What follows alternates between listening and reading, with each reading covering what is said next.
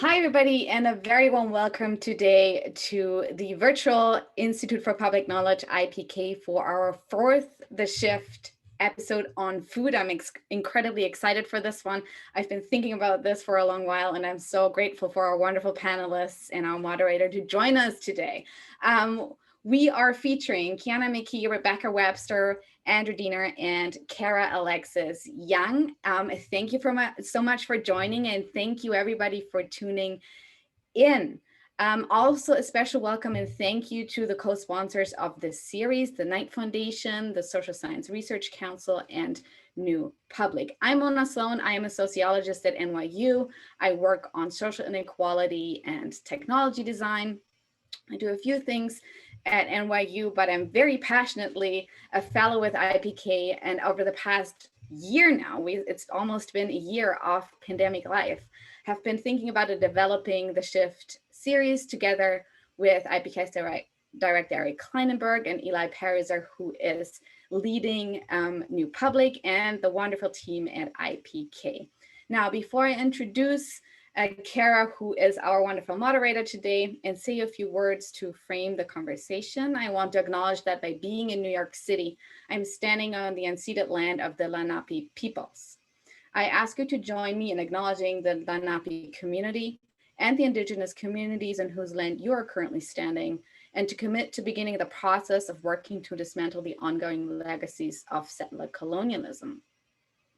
I also want to express my commitment to the Black Lives Matter movement and the ongoing project to tackle white privilege and systemic racism, and to develop an anti-racist culture in our communities and institutions, and the academy in particular. I also want to thank all the essential workers, the doctors, nurses, teachers, subway conductors, bus drivers, supermarket workers, delivery workers, people who make sure we have food on the table, who for almost a year have made it possible that our lives somewhat continued in what is still a global public health emergency.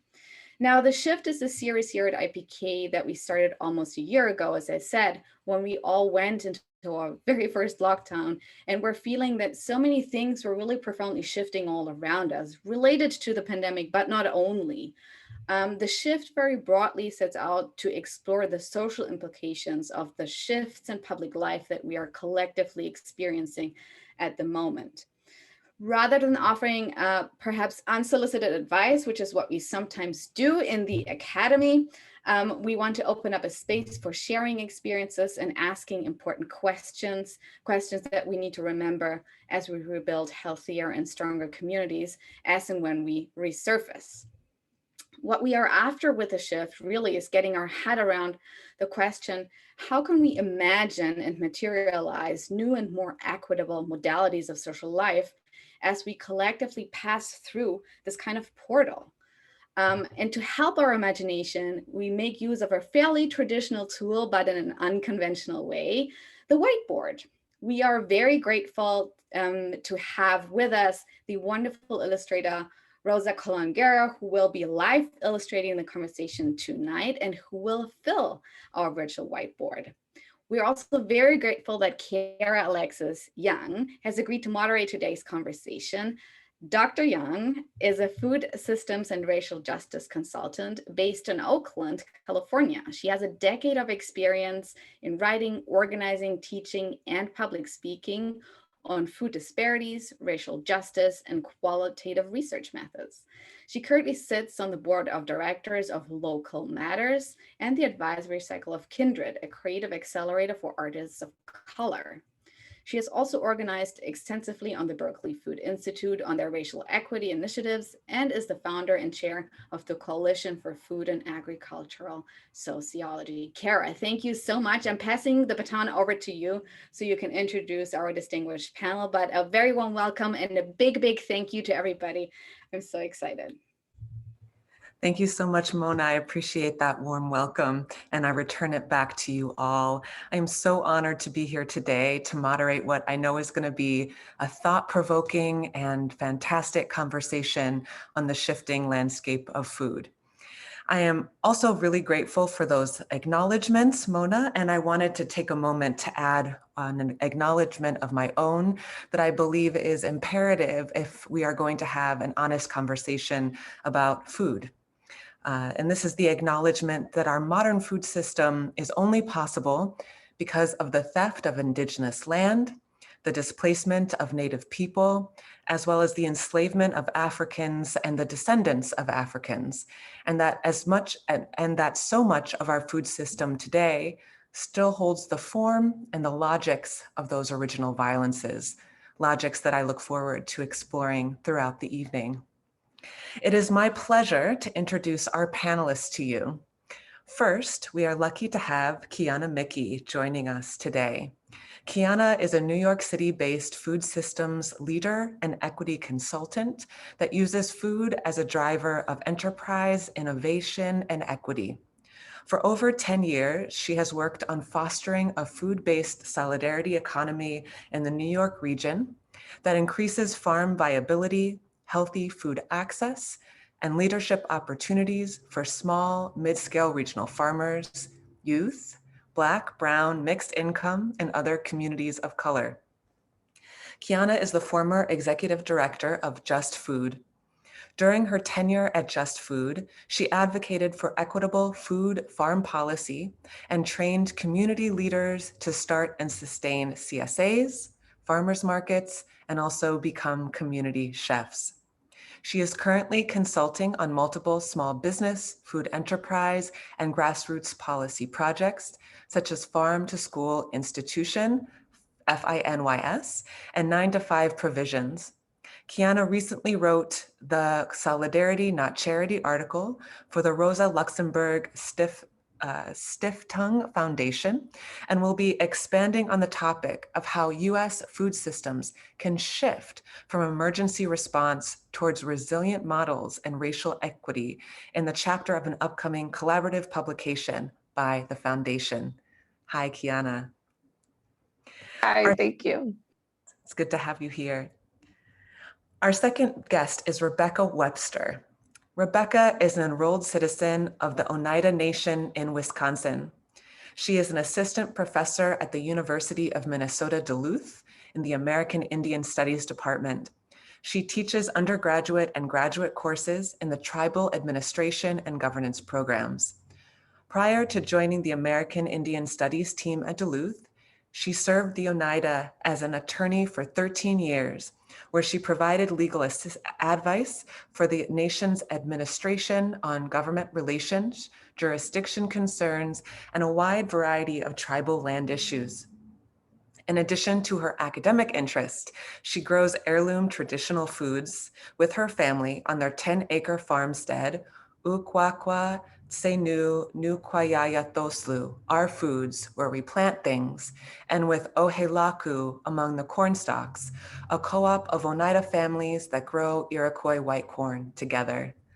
Hi, Rebecca. Thank you for joining us. Lastly, we have Andrew Diener with us today. Andrew is a professor of sociology at the University of Connecticut. His ethnographic and historic research focuses on urban inequality, culture, organizations, infrastructure, and the environment. He is the author of the book Venice, A Contested Bohemia in Los Angeles through the University of Chicago Press, released in 2012. And more recently, The Problem with Feeding Cities, the social transformation of infrastructure, abundance, and inequality in America, also with the University of Chicago Press, just released last year in 2020. And we are also joined by Rosa Colon Guerra, who's been self-publishing comics with her friend Carla Rodriguez for over 10 years in San Juan, Puerto Rico, as Soda Pop Comics. She's been published in the Nib, The Believer, The Lily, and the Eisner winner Puerto Rico Strong anthology from Lion Forge, as well as the Ignatz winner Be Gay, Do Comics. She will be illustrating this conversation as we go. I want to remind everyone as we get started to please post any comments that you have in the chat. in the Q&A, and also to tweet at IPKNYU over Twitter if you have any questions to post that way. So as you all know, tonight's conversation is on food, and specifically thinking about how COVID-19 is exacerbating inequalities with our food system from production to consumption. So I want us to begin our discussion this evening of COVID's effect on food systems, food work, and food security by first taking a step back and really thinking about this as two separate but interrelated questions.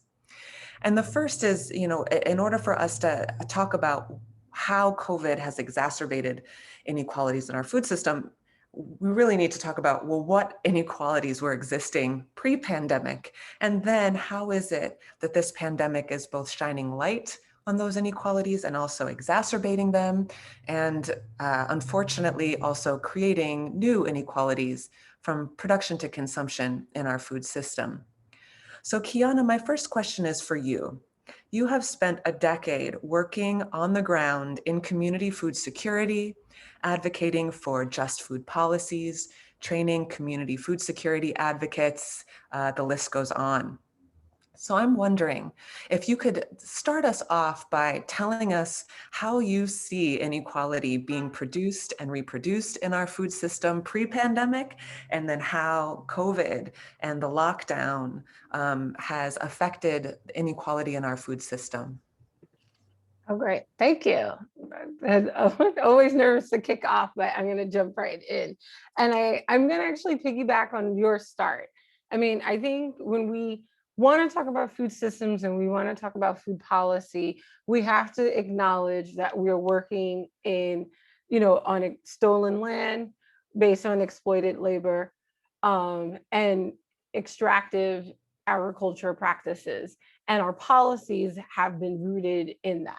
And while we continue to work on improving that, we also continue to see regression. I think we've seen it in food and farm policy. We've seen it in other intersecting policies. So I think part of the struggle is that we still work in this extractive economy, really rooted in capitalism, but is also rooted in patriarchy and white supremacy. And so when we talk about that, we see this inequity of resources, we see the inequity of land tenure, ownership, and stewardship. We see that we went from chattel labor to, still having labor that is not, fair, hard, from farm to restaurant workers, like inequality, poor wages, impacting disproportionately communities of color. And even the dignity of food across like our food chain continues to be in question. So not just how it's harvested, who's harvesting it, who makes the money off of it, but even the dignity of the food and how we get it in our communities. Is it only coming in donation surplus ways where then it's essentially like dumped? Or is it really being grown and having a transparency of knowing who grew it, how it got there, and having the self-determination of how it's getting into your communities? So I think, oh yes. So I feel like these are the systems that we're so used to, but I think it really harkens to the corporate control agriculture and our systems and our food systems. And then we see who really benefits: corporate interests, large scale commodity farmers, and how that intersects with our communities and our healthy food access or lack thereof. And if you start to then add the layer of inequity around health outcomes, disparity around housing, job insecurity, housing insecurity, wealth gaps, then and capital, then to me, we see that food has oftentimes been used as a weapon to perpetrate inequities, racial, economic, and environmental. And some of us in the food justice space have really been trying to shift from getting beyond food security and just getting, calories into the hands of folks to get food, but really questioning, is food a right? And if food is being used as a weapon, like segregation of resources, some of us have been using the term and shifting from food deserts to food apartheid, then how do we actually talk about the intersections of the inequities and in order to move to a place of abundance? And how do we talk about shifting the power? So we're less seen as the recipients or the end users, or the people who get impacted and become the decision makers in policy, in our food systems, and also in our land. And I think with COVID, we saw all those inequities be exacerbated. They weren't new, they didn't get developed in COVID, but what we saw was an exacerbation of these inequities. And what I'm hoping we see is a shift from an immediate response and just the drop of like food justice or social justice principles, and really seeing that these models perpetrate the inequity that we all want to address and really shift towards emergent action and responses. How do we build viability while still meeting an immediate need to plan for the longer? And how do we work within solidarity with each other and build economies that support our respective work, support our land, keep us resilient, as opposed to waiting for something or being at the will, even though we carry the burden, we're at the will of the dominant culture.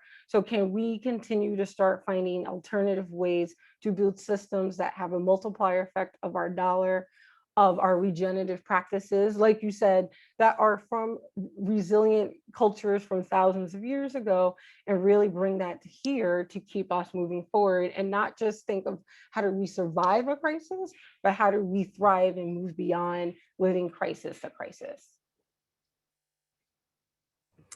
Thank you so much for that response, Kiana. And I just, as you were talking, I was thinking about the Audre Lorde quote where she says, "There's no such thing as a single issue struggle because we do not live single issue lives." And I think that what you said just canvassed the entire landscape, from thinking about dignified work to dignified food, to systems of capitalism, to housing, to climate change. Even, I mean, the food system is this place where you can see the whole system working. So thank you so much for that response. Rebecca, I'd like to turn it over to you now. You've also done work across different parts of the food system, from being an attorney to being a researcher and a professor, and also to come back around to these issues of self-sufficiency and sovereignty. The work you're doing on your farms is amazing as well. So I'm wondering if you might come and add your reflections here around what issues around inequality have you been looking at, facing, thinking through pre-pandemic as it comes to food production and consumption? And then what are you seeing now as we move through this pandemic? Yeah, so I would also like to start at the beginning. Our creation story talks about the importance of food and how it's integral to every aspect of our lives and our ceremony. And when the European colonizers first came over, they wrote about us in their journals. They wrote about how amazing our agricultural feats were, how we were able to do all of this stuff with primitive technology, how we could store years of food. And then it soon turned into warfare. So they attacked our fields, they chopped our trees down, they burned our food instead of attacking us with, guns and weapons, because it was easier to just starve us out than it would be to shoot us. So with this colonization, removal, and assimilation, the Oneida people were originally from New York State. In the early 1800s, we were removed to what is now Wisconsin. And then even that wasn't enough. There was this, widespread, a centuries-long effort to assimilate Indian people into mainstream society, to make us go away, to make us eat the food that they ate. In boarding schools, we couldn't dress the way that we wanted to. We couldn't speak our language. We couldn't eat the foods that we wanted to. It was all taken away from us. So we have quite a bit of a traumatic history And then when we're on our reservations, we're, you know, in these places that we weren't before, we have a whole lot less land than we had before. We're not able to carry out our agriculture, our hunting and fishing and gathering the way that we did before.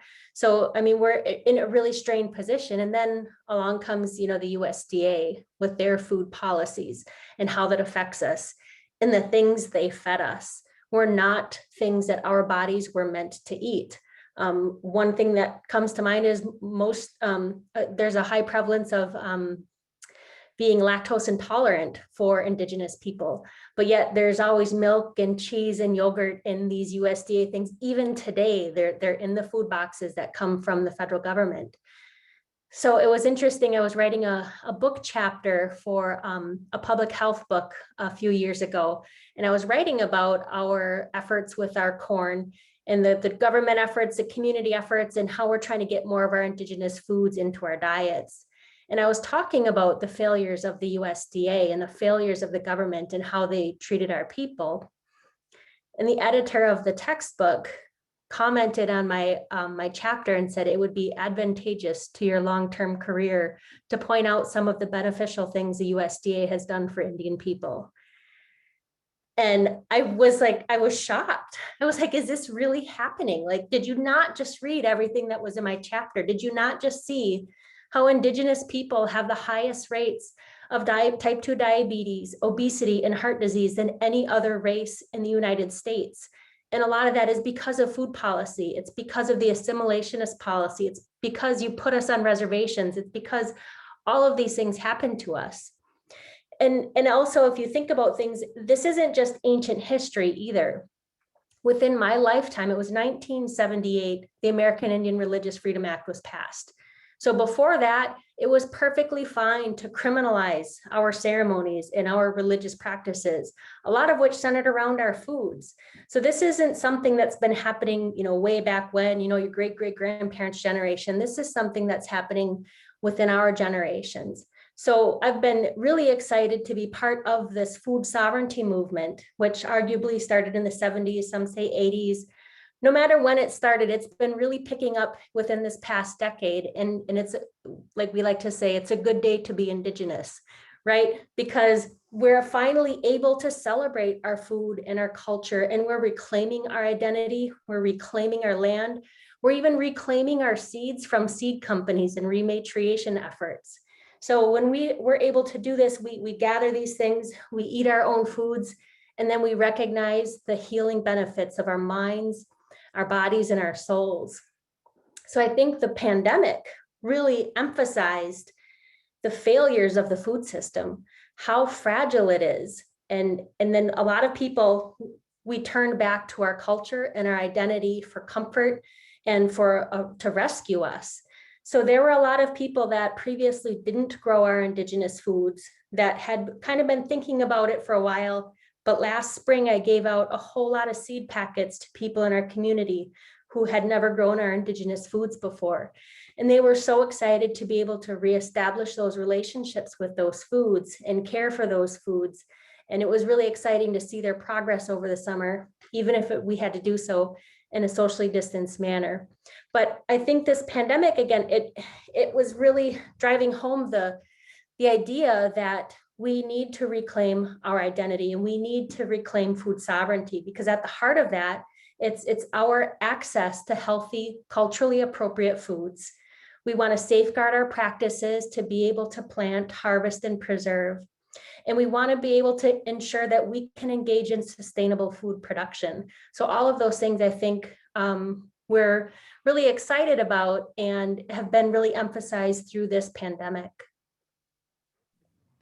Thank you, Rebecca. I really appreciate those reflections. And I know a little bit later we'll go more into depth of thinking about racial inequalities in the food system. But I'm grateful that we're starting here and that that's not just one moment, because really the food system and the history of the food system is a history of racial inequality and displacement. So thank you so much for those reflections. Andrew, I'd like to move to you now. You recently published this wonderful book, The Problem with Feeding Cities: The Social Transformation of Infrastructure, Abundance, and Inequality in America. And this book looks at how the US food system transformed from feeding communities to feeding the entire nation. And it reveals how a process that was once about fulfilling basic needs became focused on satisfying profit margins. And something I think is really striking, you say that through these profiles with hundreds of people across the food chain, this book shows us how the food system fails to feed people. So I was hoping that you could start there. From your research, how is it that the food system fails to feed people? Thanks for that question. And thanks for having me here. I'm really honored to be with everybody today. I think one way we can start is by thinking about what a food system is or what it has become in the United States in particular. We're really talking about complex networks of infrastructures, product standards, industries, organizations that now span across communities, regions, the entire nation, and the globe, right? And so if we just took New York City as an example, where I guess this is being live streamed from, but we're not all there, obviously. There's an intricate system of connection that's set up to meet the needs and demands of over 8 million people. And if you extend that population out to the metro area, we're talking about more than 20 million people. And so the food system in the United States has really been set up to feed people at a very large scale. The US has more than 330 million people, almost all of whom get their food in exactly the same way, right? At the grocery store or a big box store like Walmart or Costco. And so it's obvious, right, that this system, it's not actually set up specifically or strategically to feed people, right? More precisely, we can say that it's set up to profit from feeding people. And that's a different kind of statement, right? It's a different organizational goal. It's a different strategy. And so over time, what's happened due to increasing urbanization, growing corporatization, is that the circuits of production and distribution have been built for this gigantic scale of consumption, but in very particular ways. 100,000 of acres of farms growing broccoli in California, right? Huge citrus groves, giant processors and manufacturers embedded into subsidized wheat, corn, and soy industries, large wholesaling and retailing companies, supermarkets that carry 50,000 plus products, Walmart carrying over 100,000 different products at one time. And then on top of that, you have all these little delis and corner stores and institutional buyers, restaurant suppliers like US Foods and hospitals and all the rest, right? And so the food system is really has been set up in this way of massive distribution, increasing diversification of products, creating new products within the complexity of this system. And so COVID was initially a catastrophe for this high volume, high variety food system. And we all remember that early on, the disruptions in supply chains meant supermarket shortages, the demand for milk and fresh produce from restaurants, hotels, and schools also dropped, and it led to a lot of food waste. Restaurants closed, essential workers, farm laborers, warehouse workers, supermarket employees, they were put on the front lines, but many of them were also laid off as the economy shifted. But the disruption in this structure of this system was even more catastrophic for managing food insecurity. Basically, COVID disrupted decades of food standardization and infrastructure and raised the question of what happens when there's no safety net in place. Increased SNAP benefits helped, but it wasn't enough.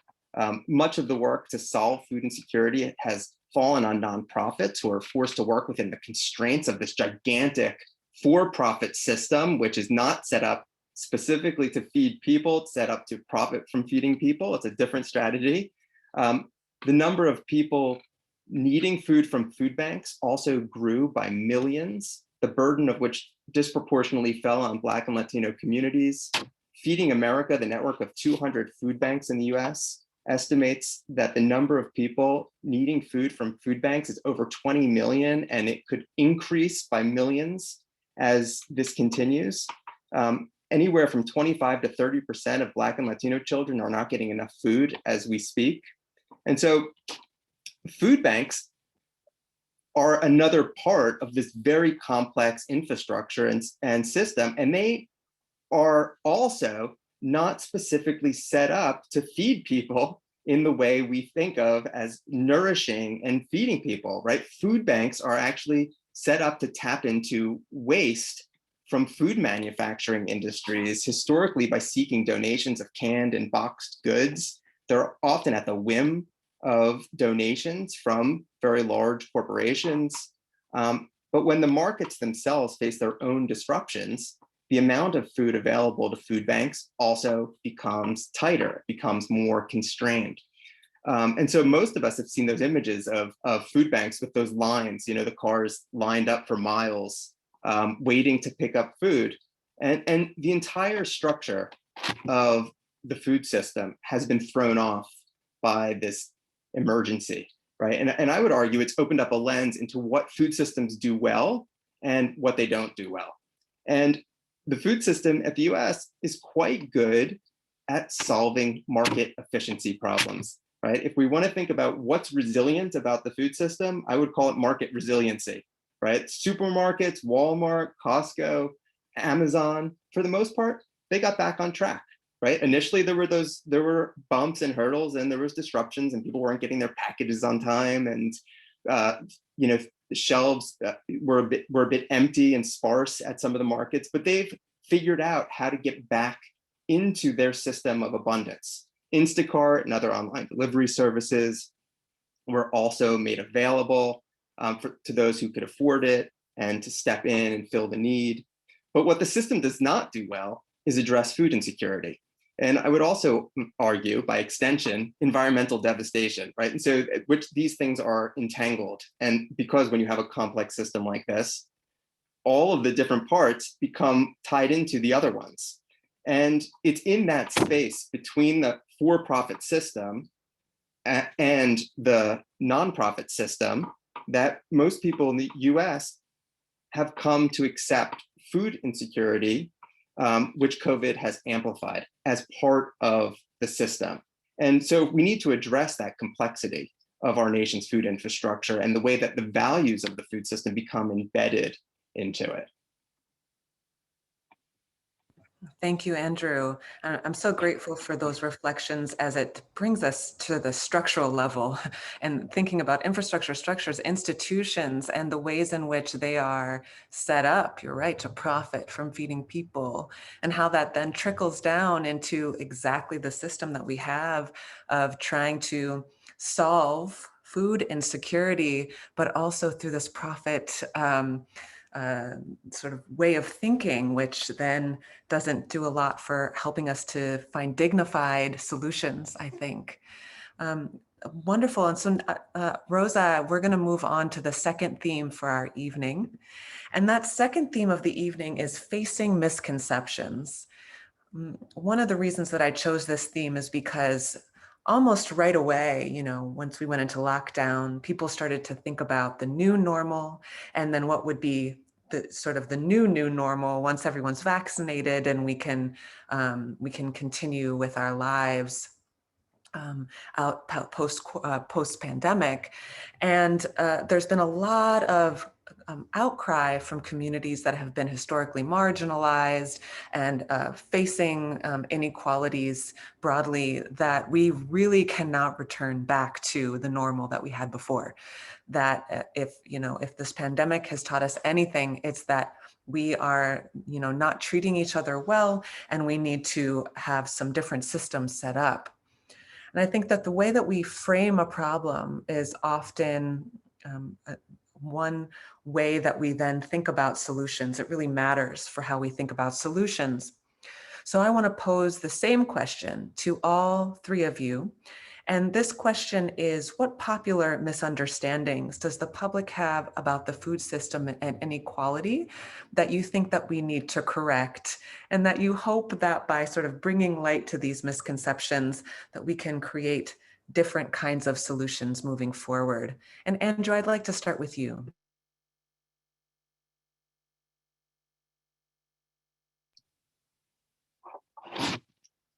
Yeah, it's such an important question. And based on my previous answer, I would say that the biggest misunderstanding or misconception from my perspective is this relationship between abundance and inequality.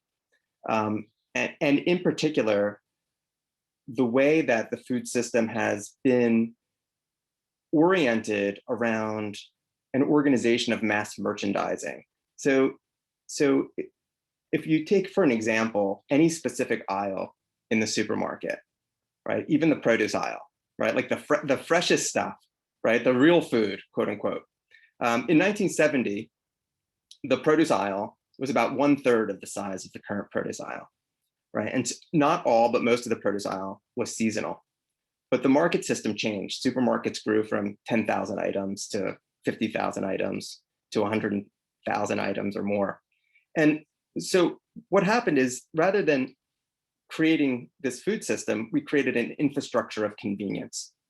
And this is based on scale, standardization, and profitability. And it raises the question, what are supermarkets good at, right? What is our food system good at? Getting lots of stuff, lower prices. What's Walmart good at? Assembling lots of stuff, lowering prices. What's Amazon good at? Assembling even more stuff and lowering prices. There's a trajectory of selling more and more things and making that combination of things part of the package of what the food system is. And so inequality falls into this dynamic in countless ways because of the emphasis is on greater centralization, higher volume, and the role of value creation in cost cutting. And so here's a couple examples just to speak of this relationship between abundance and inequality. The shift from local grocery stores to large supermarket conglomerates gave rise to food deserts in the 1970s.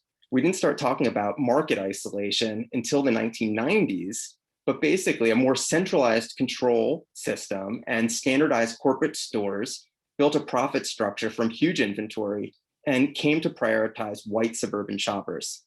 The profit margins were 1 cent on the dollar, and literally hundreds of supermarkets closed in the 1970s in cities like New York, Philadelphia, or Chicago, which were experiencing hypersegregation, white flight, fiscal problems, at the same time that they were experiencing higher store operation costs, constraints finding space to meet the profit volume. So that's one kind of inequality. There are so many when you start to unpack the complexity of all these ties together, right? Farming lost its influence in a system to big brand food manufacturers whose primary target was to create cheaper and easier to handle food for this mass merchandising system. Things that never spoil, have tons of fillers, have preservatives that are made with cheap ingredients, like a Twinkie economy, if you will, right? More junk food that's easier to ship, and it damages the role and responsibilities of farming. Truckers became increasingly autonomous from unions and became independent contractors, putting their livelihoods at risk. Farms became dependent on inexpensive labor, especially undocumented Latino labor. Automation trickled into every part of the system, cutting unionized jobs.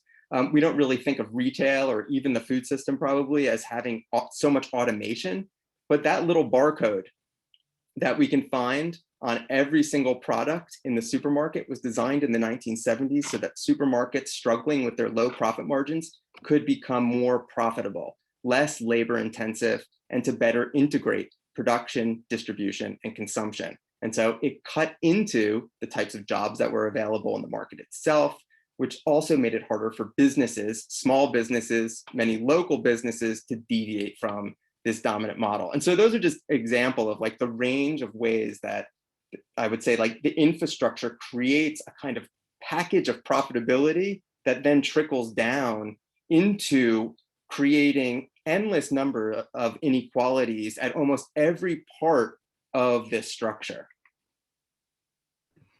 Thank you, Andrew.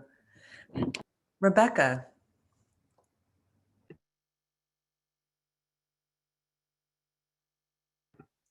Right. So I'm going to come at it again from the perspective of our Native American communities. So that's my area of expertise, and that's what I'm familiar with. But also, It's not often that we actually get a seat at the table at these types of conversations.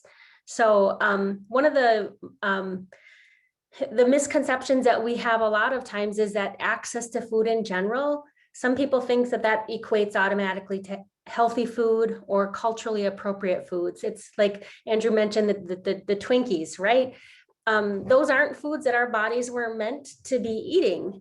But those, just because you have an abundance of them doesn't mean that you are food secure, right? And one of the other things too with our communities is that our seeds and our foods are not typically commercially available.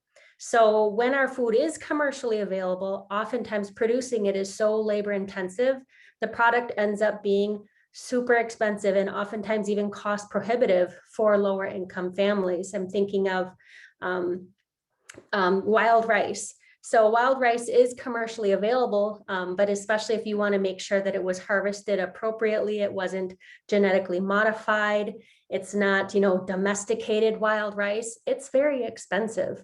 And though a small props to the USDA for now including that within a lot of the commodity packages. So I suppose there's the one good thing that the USDA has done for Indigenous people, right? But a lot of these inequalities people don't always see, or they don't always understand, and they don't always quite see that our relationship with food is more than just something that we're going to eat. For us, it's ceremonial. For us, our seeds are literally our relatives, that we need to care for them and respect them and appreciate them the way that our original instructions have taught us to. So another thing that Andrew mentioned was the scale of these things. Oftentimes we don't produce things on a massive scale to be able to feed anything even beyond our own communities. So a while back, there was shortages of our staple food, which is white corn. And it's not your sweet corn that farmers grow by the thousands of acres. It's quite a different food. But there were shortages in our community, and the community was getting really upset because the tribal government is the one that had been growing this corn. They grew, I think, 8 acres of it or something like that. And a bunch of us families got together and said, wait a minute, I don't think it's the tribal government's responsibility to supply food to the people. That I think that the people themselves have a bit of a responsibility here. So we got together and we started to grow food together as a co-op. So now we collectively grow about 6 acres of corn together, and we share that food with the community, and we invite the community to help us in the growing, the planting, harvesting of that food. So there's a lot of misconceptions about, you can't just run to Walmart and get white corn. It's not there. They don't sell it. It's very labor intensive, and we actually don't sell it either, because how do you put a dollar value on how much how do you charge something for that? You just don't know. Like, for example, it takes us about 1 hour to produce 2 pounds of corn. So it's extremely labor intensive to be able to be having these food products. So you don't do it to get rich. You don't do it as part of this massive conglomerate of a food system. You do it because it's what our original instructions tell us to do, and it's what our bodies need to be eating. Yeah, thank you so much, Rebecca. Kiana, common misperceptions.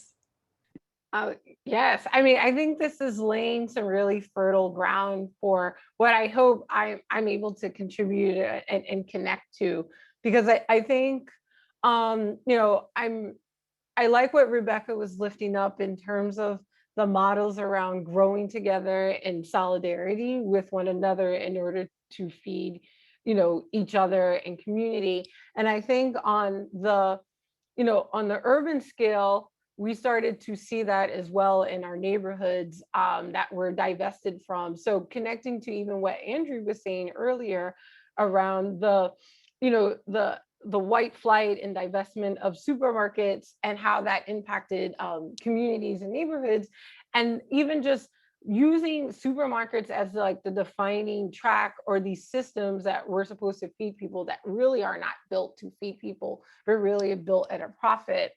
I was talking to somebody earlier, even around the USDA definition around food deserts, and how that is even a term that's come to be in our work. The USDA, like coined that term around like 2008. And I'm lifting up information that I got reminded of today in a conversation around food with Ray Gomez, a colleague and a comrade, where it's used to kind of track the access to supermarket or a large grocery store in a neighborhood. But what happens with that kind of term and that terminology is data is then also used against us in terms of what we're doing in solidarity with each other. So if we have it to the concept of food systems, what it doesn't do is acknowledge or account for the regional base or scale-based work, value-based work that's happening between our rural and urban spaces. It also doesn't speak to even like the land displacement of like farmers and the desire for farmers to want to have or need markets in our communities. And how folks found together to build models that would support small farm viability, build feasible logistics and supply chains. We only kind of focus on the large scale. And then when that starts to have its issues or bottlenecking, then we're told like there's nothing here. But what's actually happening at the same time is this regional food shed that we live in is actually working and trying to fight and support each other and trying to connect. So what happens when we kind of view terms like food deserts or only see it from the academic lens, what we continue to do is marginalize not just small to mid-scale sustainable work or regenerative practices, agriculture, food systems, and how we feed each other. But we're also marginalizing even some of the active community-driven efforts to grow food themselves or to connect with farmers in rural spaces. And so it also looks like it's ignoring food systems that are built in resiliency, but it also looks like within communities, you're not accounting for community-supported agriculture or farmers markets or other ways that folks are self-determining how food is grown in their communities, if they're growing it themselves, how we bring in other food and other produce in our region. And it also just marginalizes the region and the resiliency and the nimbleness as well. And so when we talk about what's next or how do we move forward, we then only think that emergency models, we then continue to be reliant on that charity base and assume that that's going to address food insecurity. And if we put more money into it, it's going to change something, which we've seen the numbers continue to show. Food insecurity keeps increasing. Food insecurity oftentimes for many people is persistent. So these models of food security, emergency food, it's no longer emergency. These are persistent issues. And so these models are not actually trying to get themselves out of business. They're actually trying to find ways to make tax breaks or incentives for surplus and food that is not often culturally relevant, not often healthy, to then find ways into our community where we may not want it to be. We also see that we don't get to, I think we also saw and continue to see in these stopgap measures, well, the reliance on emergency food keeps people, and the most impacted is recipients, right? Not decision makers of their food models, or food as a right. But what we also see when the system breaks, the capitalist system breaks, or the racialized capitalist system breaks, we also hear why there's a need for charity or this like rise of volunteerism and mutualism. And again, I want to make sure it's clear that there is mutualism in solidarity, but there's this, we have to be careful about the expectation that volunteerism, free labor, and that labor should be free at all times, at all costs, and that we're able to just pull ourselves by the bootstraps and figure it out, and that there's not an economy of scale where the larger system is working in economy scale. We can do it better and more resiliently, but then we continue to see in our system, not just being told like we don't have systems that we can support each other in, but then we should only do it at the cost of our free labor and time. And so I think a misconception is that these are not short-term responses or band-aids when we look at emergency food, or even when at times mutual aid pops up, and that this is going to be effective of decreasing hunger long-term.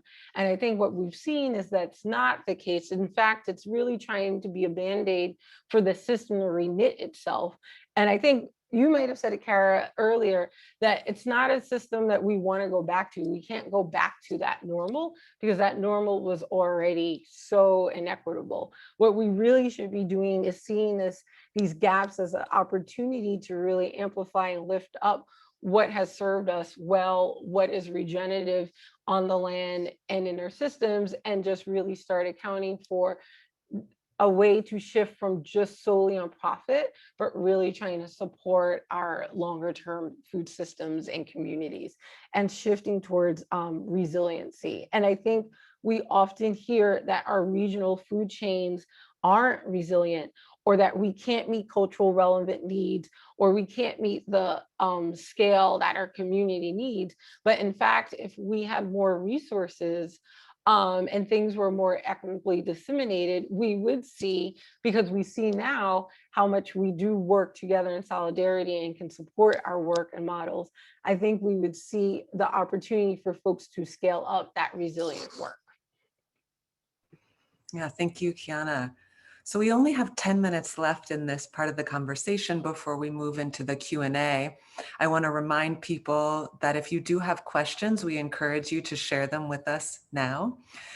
So for our last theme, Rosa will move on now to our last theme. I want to start with you, Rebecca, and give us each a chance to flesh out a little bit more, as we move into thinking about alternatives, or maybe they're not alternatives, maybe it's just scaling some of the interventions that are already happening in local communities. But this is really a two-part question. We have it on the one hand, the society that's organized around racial, gender, and class segregation, inequality, exploitation. And these are, as Kiana mentioned, systemic and persistent issues that are, as Andrew said, built into the system itself. So as we think about solutions moving forward, ideal solutions that are truly just, so that we have racial and economic justice that emerges from a set of new systems within our food system, if you will. What do you see working on the ground that's actually moving the needle on building a more just food system? And or what would you propose in terms of solutions or alternatives moving forward that would both reduce or hopefully eradicate inequality in our food system, while also, and I think these go hand in hand, centering racial justice, economic justice, and gender equality. So Rebecca, I want to start with you. Thank you, and I'll try to be quick, being mindful of the time. I think one of the primary ways to do this is land access. Our people need to have access to land, not just any land, preferably land that is not been stripped bare by commercial conventional farming.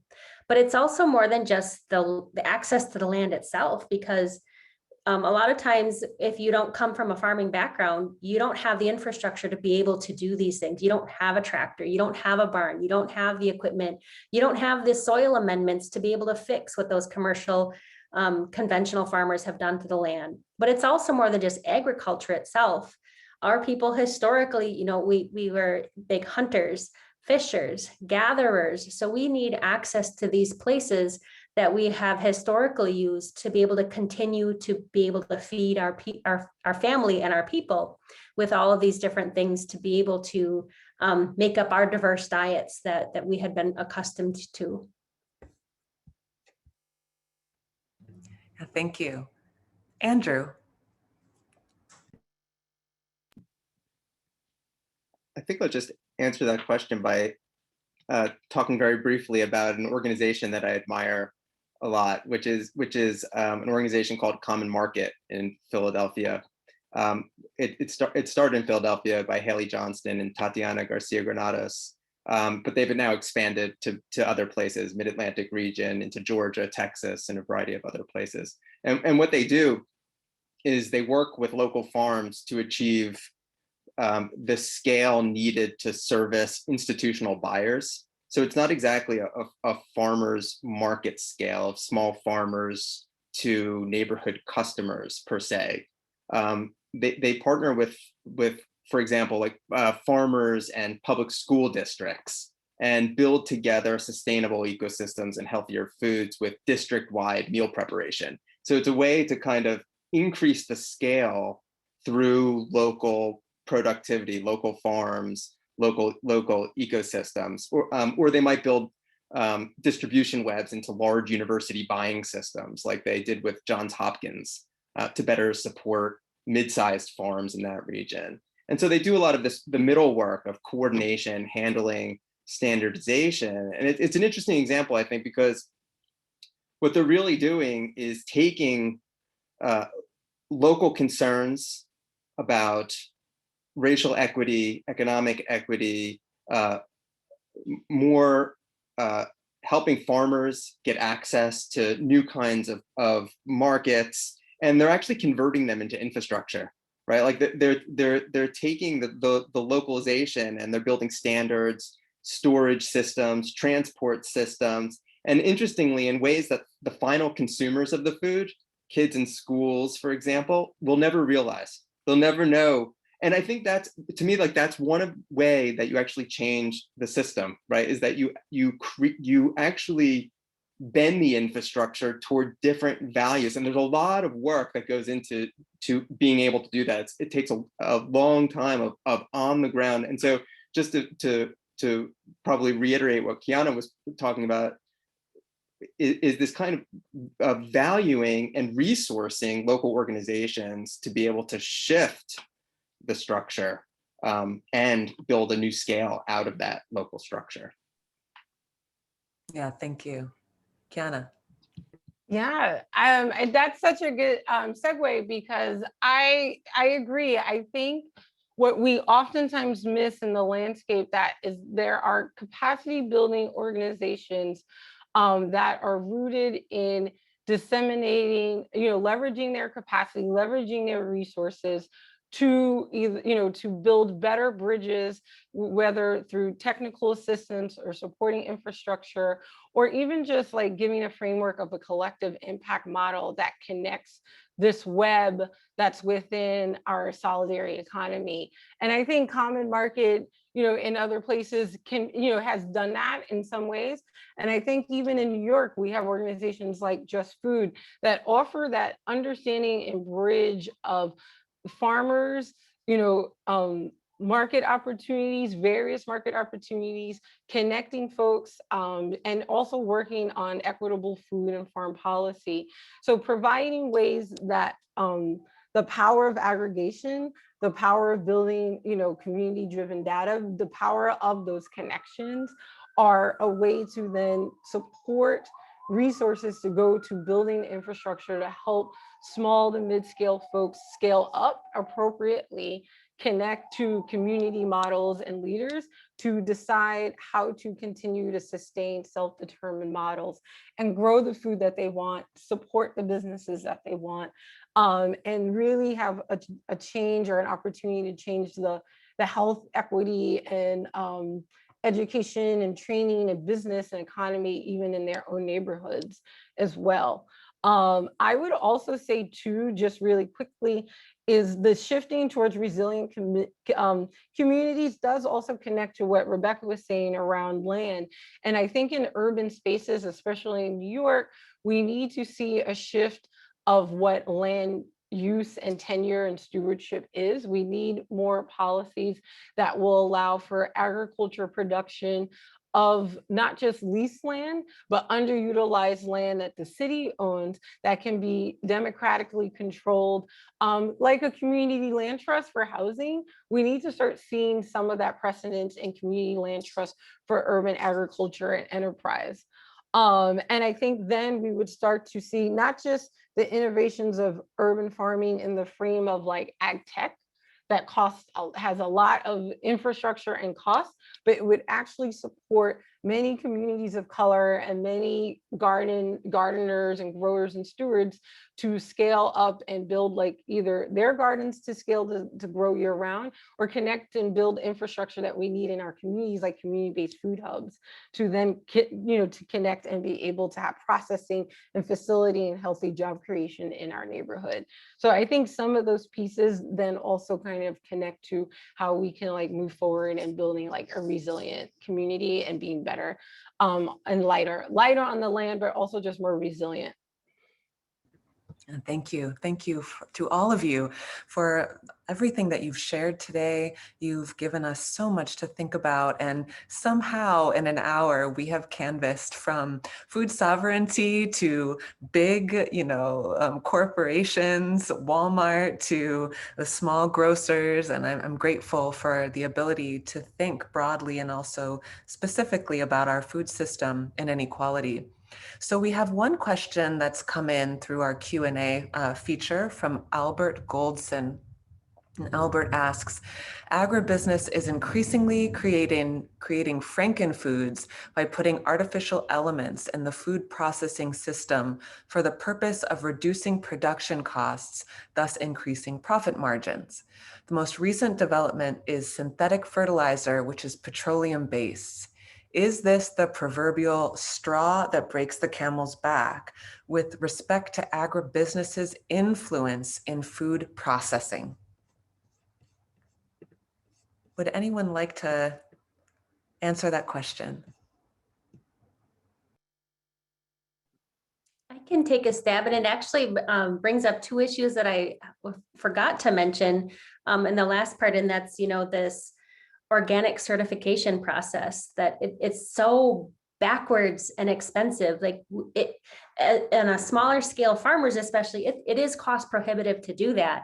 And you need to justify that you're not polluting and distorting your foods that you're feeding to other human beings, instead of making it more difficult to be able to put those chemicals, in the ground and on your foods. And who knows then what's going into your body, or what else is going into the environment and cycles back into our body somehow, even if you're not directly consuming it. And also the scale of the things, again, we're coming back to the scale of all of these profit margins that we're shooting for. And you look at the government subsidies, where they're going. They're not going to the smaller scale farmers unless you have, so many thousands of acres or how many hundreds of head of cattle. You're not eligible for a lot of these government subsidies. So it's really affecting the smaller scale folks that are wanting to do the right thing in a really disproportionate way. And our health overall is being detrimentally impacted by that. Yep. Thank you. So that is so true. I mean, I've heard for years, oftentimes small to mid-scale farmers, CSA farmers in our region, even hyper-local folks have like opted out of like the USDA, to Rebecca's point, the USDA organic certification, because they either feel like their practices go beyond that, or the system it's so costly to even have the capacity to do or to keep up with it, that they feel like they can still have better protocols and practices that don't really speak to that. And so we as consumers tend to think of or equate it as the only way to get good food or healthy food, but so many folks have to opt out of that. I think also what it brings up is sometimes the frankenfoods, this conflation of food. We talk about food like all food is the same. And so it's, again, like going back to not just the dignity of food, but like, what is actual food? Is it made from like whole food and whole products? And what is the cost to create something like that? What is the burden of infrastructure or inputs in order to create these things? And what is the absence of nutrition that is in these products versus some of the things that we know to be whole food?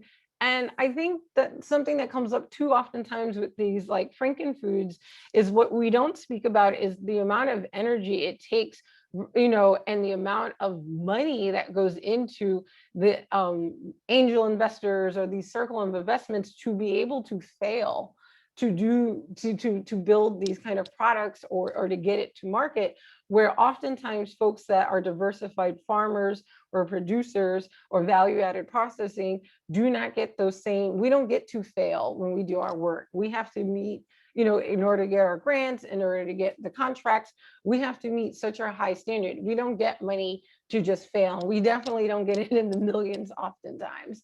But we also, we don't think about how easy it is for certain sectors to get, money, and other groups are struggling to do really regenerative work and practices, and also just the practices of how to make it, or if it's, things like, fertilizer and stuff, certain fertilizers, like, are these like extractive soil practices? Is this going to be something that you're going to be able to be good for the land and come back to it? Or is it something, like Rebecca said, really stripping it of its like true health? I'm paraphrasing. Rebecca, you said it so much better than I did.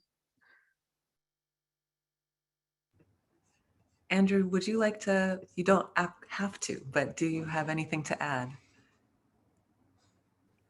I would just add, just very briefly, that I kind of wish it was the straw that broke the camel's back, in a sense that it would turn, but I also kind of feel like there's been like thousands of straws that have broken the camel's back, in a way that like the system has moved in this way that getting it to go in the other direction is really, really difficult, because my sense is that most people don't have an awareness of the effects of synthetic fertilizers, to use this example, right? Petroleum-based fertilizers, and don't really think about it. And I think trying to get to a place of the straw that breaks the camel's back almost requires a greater awareness among consumers, because when you have an infrastructure set up for convenience, and people are just buying out of convenience and consuming foods out of convenience, as opposed to out of health or out of community sustainability or any other value that you could think would nurture a greater respect for food and for health, you'd need to like shift the dynamics of awareness. And so I don't know, I almost feel like I'm giving a bit of a negative answer here to that like we're in a difficult place of we've had so many straws that broken the camel's back, that our agricultural system is facing a lot of big problems that would need to be addressed to kind of convert it back to something more sustainable.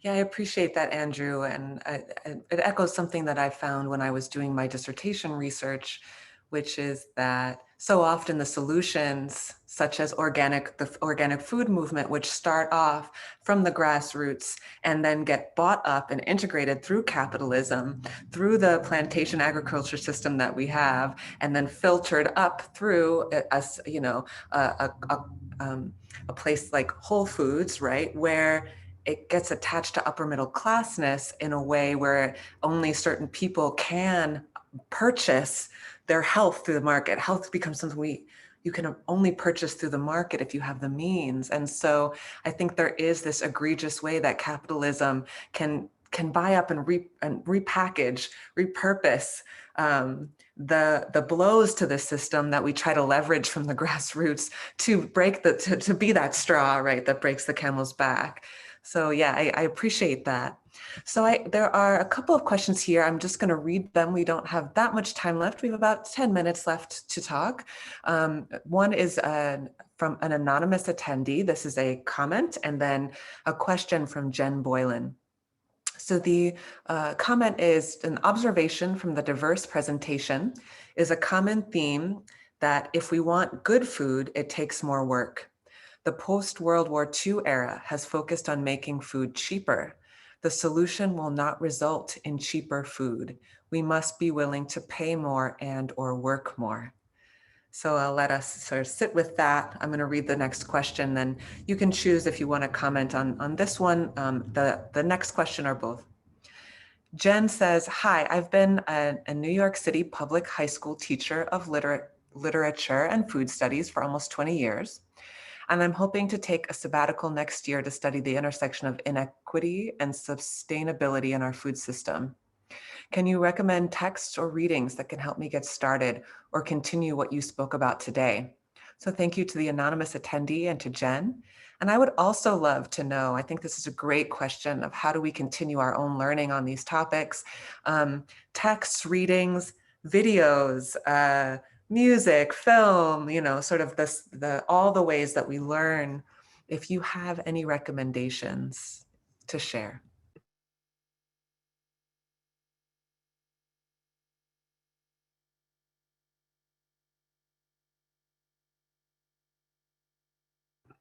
I have a friend of mine wrote a book called Indigenous Food Sovereignty in the United States. Elizabeth Hoover wrote the book with a colleague of hers. I'm not sure how to get the name. Can I just like type it in there and will everyone see that? Okay, and then another thing is at our farmstead, we created a YouTube channel to talk about our seed saving, our history, our planting, our indigenous foods, how to prepare, how to preserve, how to cook our traditional foods. So I can put those links in there as well. And they're made up of short video clips and averaging about 5 or 6 minutes a piece, recognizing people's short attention span. So I'll go ahead and put the name of that book and then that channel in there.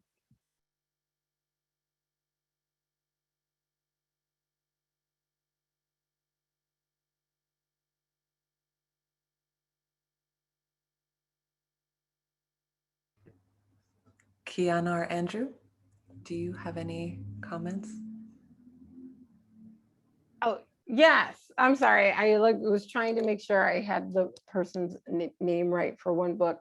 One book that I've heard, I haven't had a chance to read myself, but in terms of Black cooperatives and the history of them, is something that I've heard other comrades lift up is Collective Courage by Jessica Nemhart.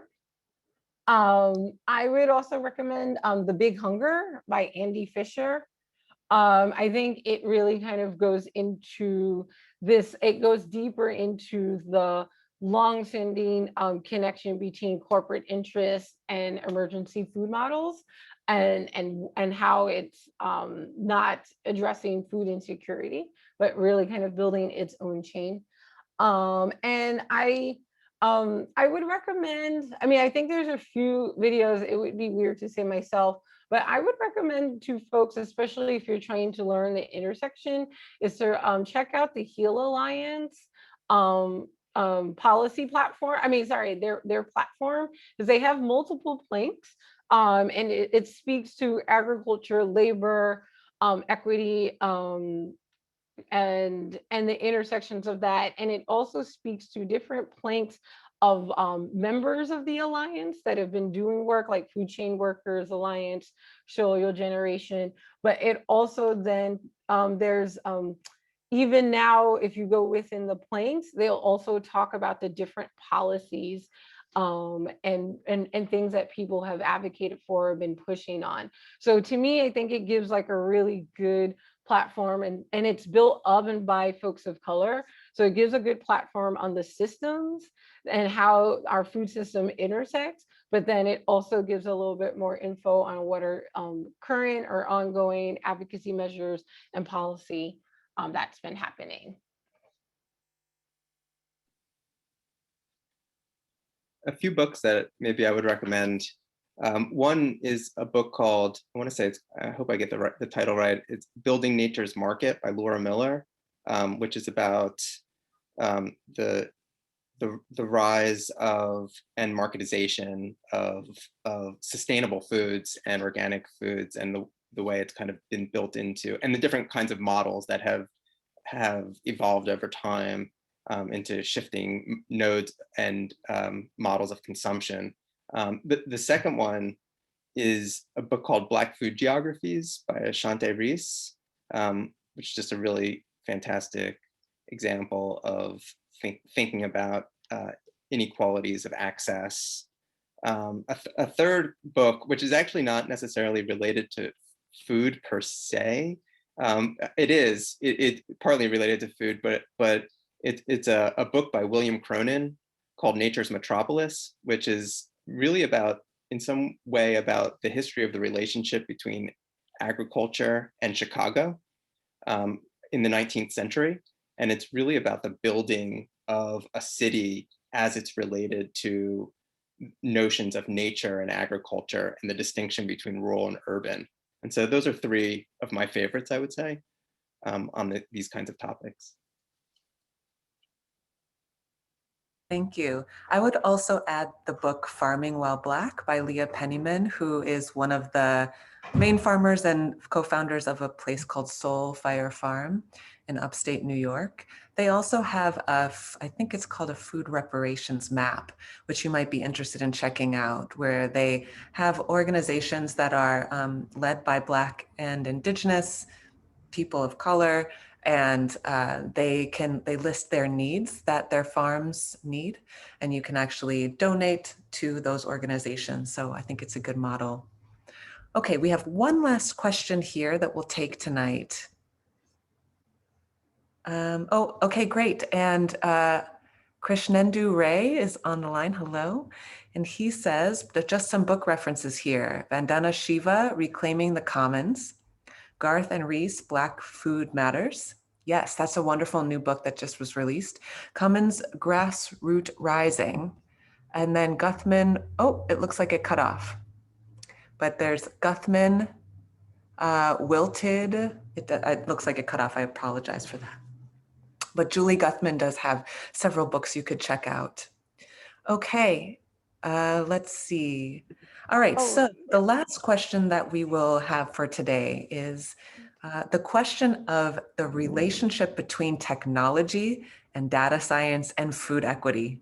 So Mona was curious to know our thoughts about using new technologies that exist today and the ways in which technology is changing and advancing data science, changing data science, and how we might think about that for food equity, also problematize that for food equity.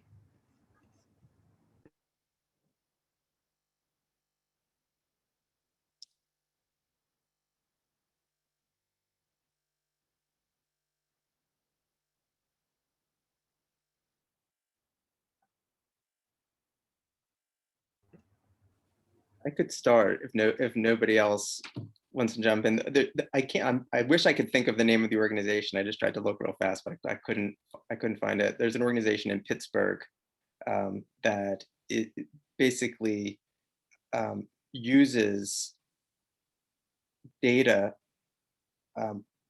from various that they collect from various distributors, partner distributors, and grocery stores and other kinds of markets all around the city, and they use the information to then know, sort of like almost like an Uber for food rescue, and so then they know where and when to pick up food and then time it to the next stage of distribution to try to minimize that dynamic between food waste, which is a very serious problem in our food system.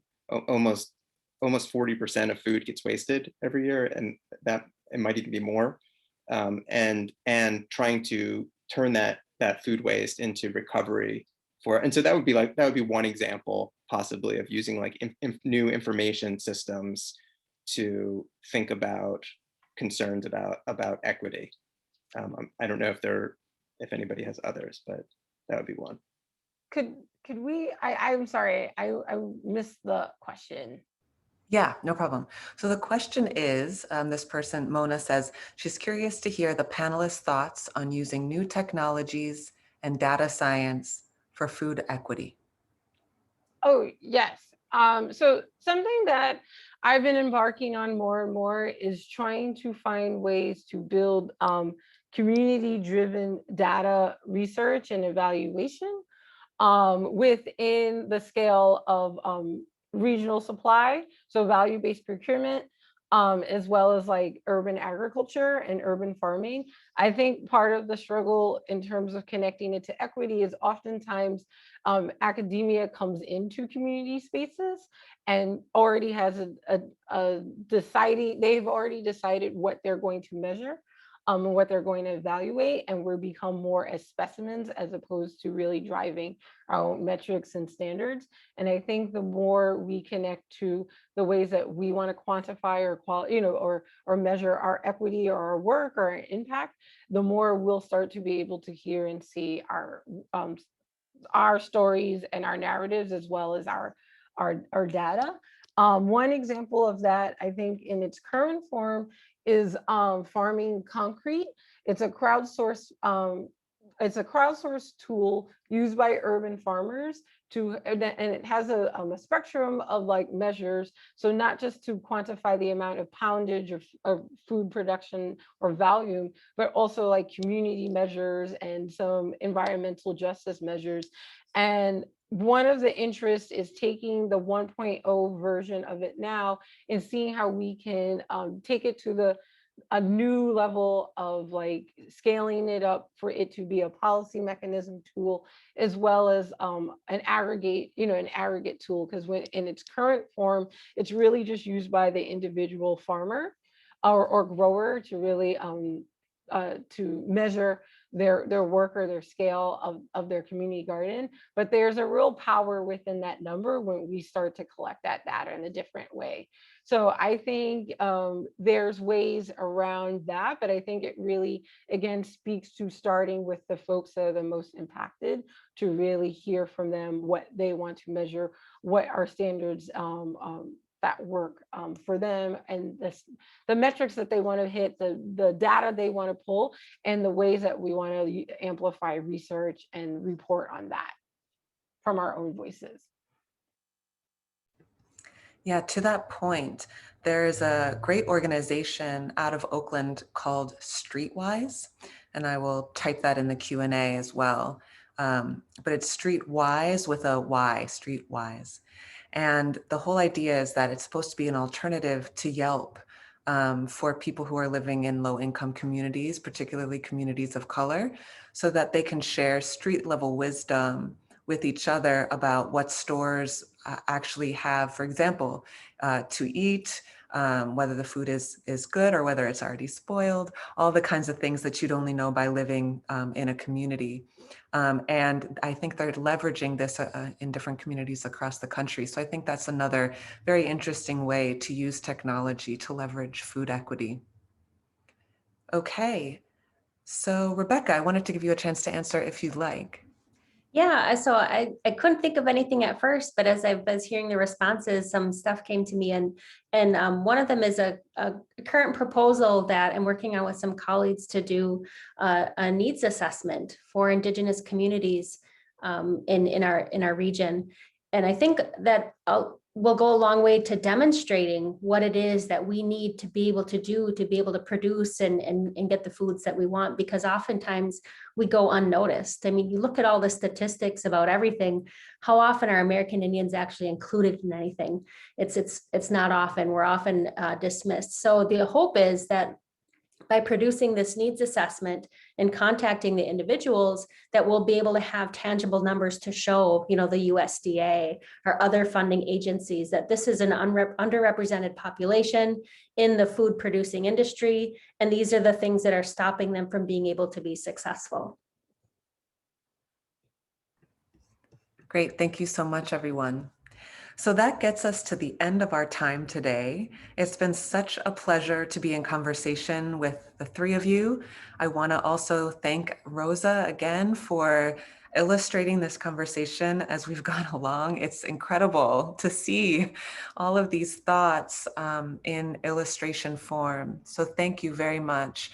And I also want to end by thanking NYU's Institute for Public Knowledge for funding this and putting it on. It is so important for us to continue to have these conversations, especially now, and to be able to think broadly about the ways that inequality is impacting one of our most basic needs, daily needs, which is food. So thank you, everyone, and I hope that you have a wonderful evening.